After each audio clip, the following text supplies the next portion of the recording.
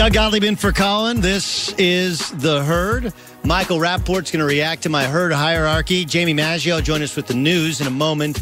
And big breaking news that affects both college football and the NFL we will get to in a mere 6-7 minutes or so. But Colin does this every week, and so I'm sitting in the seat.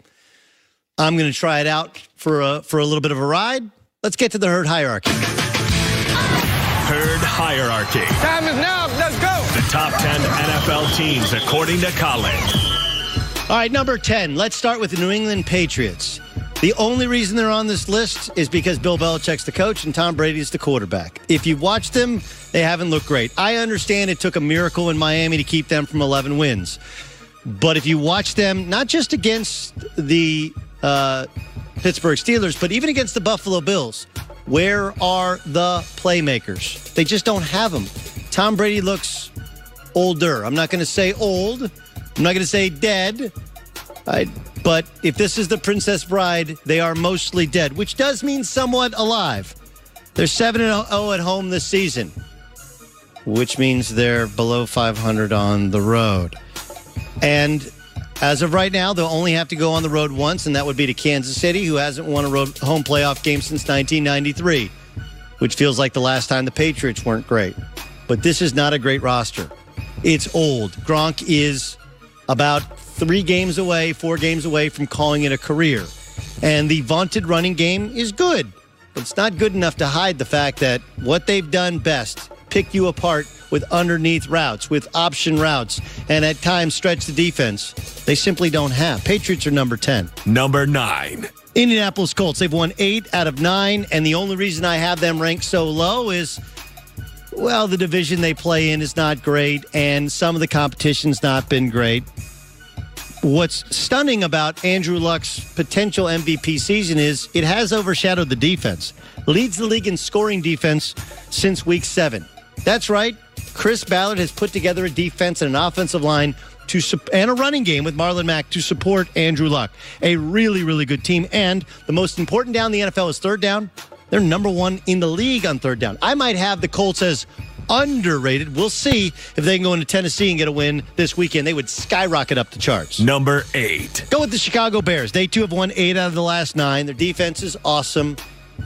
But I can't hide my lack of trust from Mitch Trubisky in the playoffs. I like the team. I like the defense. The back end of the defense is okay. The offensive play calling is creative.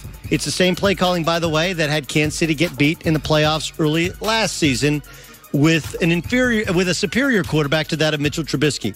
If the best thing your young quarterback does is run, that doesn't make him a great quarterback. The Bears are only 8 because of quarterback. That's the only reason. Number 7. I'll go with the Baltimore Ravens. Also don't love him at quarterback. I sat next to Colin. He said Lamar Jackson was great. I saw him throw 2 great balls and many Scud missiles. Okay, he missed on a bunch of throws. But they know who they are. Run the football, play to the defense. And that defense kicked the hell out of the LA Chargers. That's the first team that really destroyed the Chargers' offensive line. They are a problem because of their defense. And we know when we get to the playoffs, you throw fewer flags, defense becomes a bigger part of the game. And this Ravens defense might be good enough to carry John Harbaugh back to a Super Bowl, considering so many of the questions we have about other AFC teams. Number 6. We'll stick with the Chiefs. They have lost 3 out of 5. They lost their running back. They're not the same team, but they got Pat Mahomes. And all their losses this season have been to good teams, right? Remember, we're just talking about the Ravens and how good they are. Last team to beat the Ravens, that would be the Chiefs.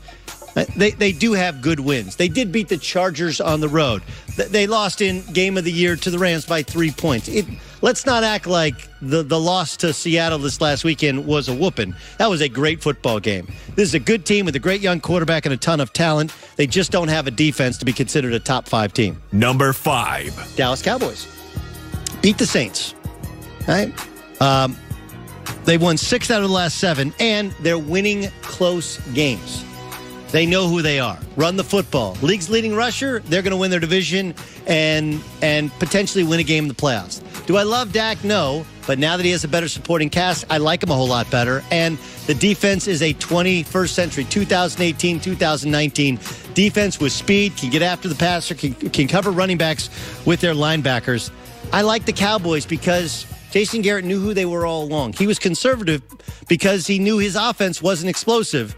It's still not incredibly explosive. It's efficient. The defense is what carries this team. Cowboys have also figured out kicking game, which has helped them. Number 4. Seahawks.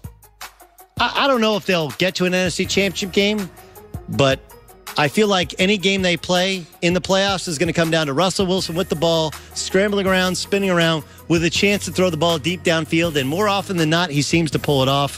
What a turnaround. League's number 1 running offense, so he doesn't throw it a ton. Russell Wilson, since Week 10, 16 touchdowns, 1 interception. Since Week 10. Okay, winning time in football. Once you get to November and December, 16 touchdowns, 1 interception. He doesn't throw it a lot, but when he does, he throws it to the right colored jersey. Number 3. Still going with the Chargers.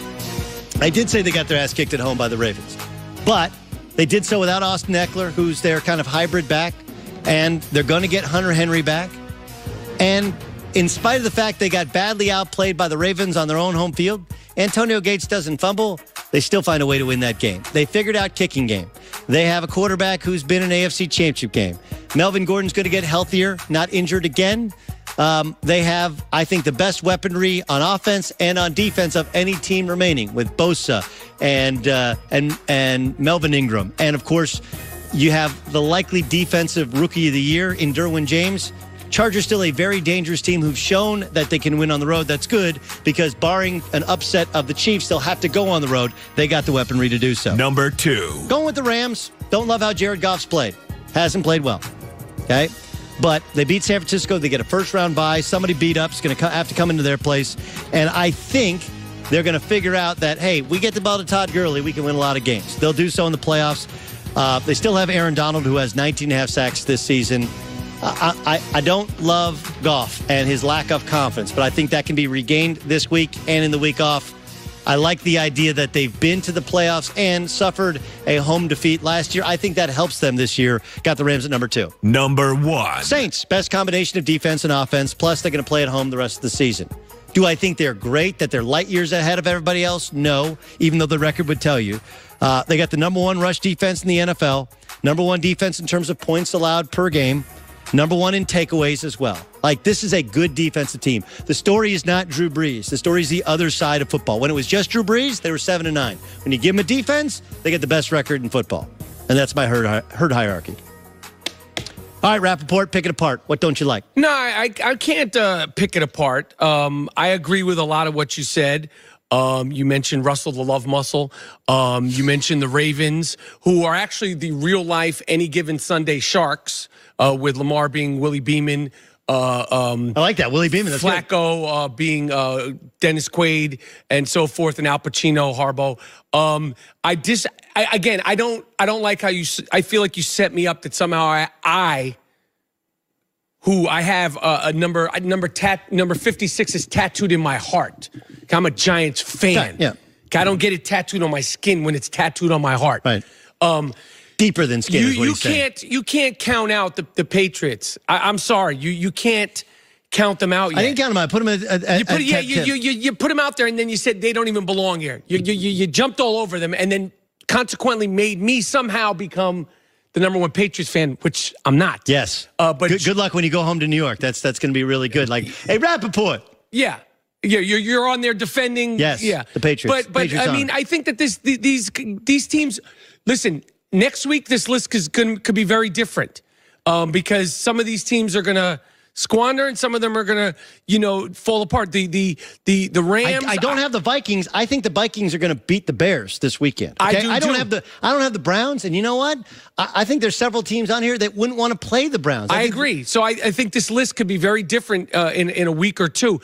But I think it's a good list. I think it's a solid list. I agree with you that Goff has been a little shaky, but I think he'll get it together. I think that they got a little ahead of themselves. They got away from what they've been doing well.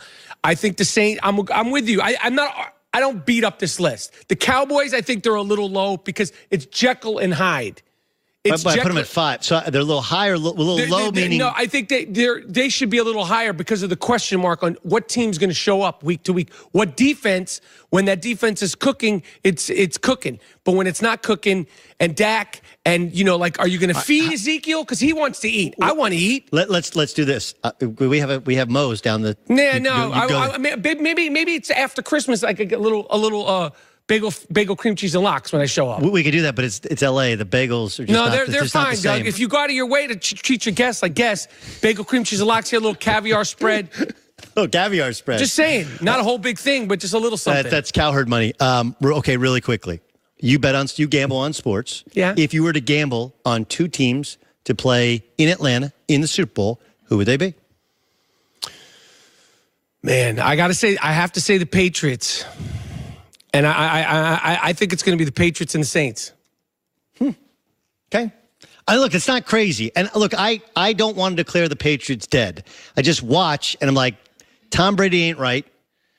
Rob Gronkowski ain't right. Rob is done, and getting away with what they've gotten away with when he's been gone in the past is going to be tougher. I know, and it's amazing. Like, look, last year, we all forget that, or many people forget, that they didn't punt in the Super Bowl, and that's against a good defense. Didn't punt in the Super Bowl, and they did so without Edelman, and Brandon Cooks got hurt in, the first series of the game, so they had, 2 hands tied behind their back, and he still found a way to make it work. So I think it's dumb to count them out. I put them on the list for that reason only.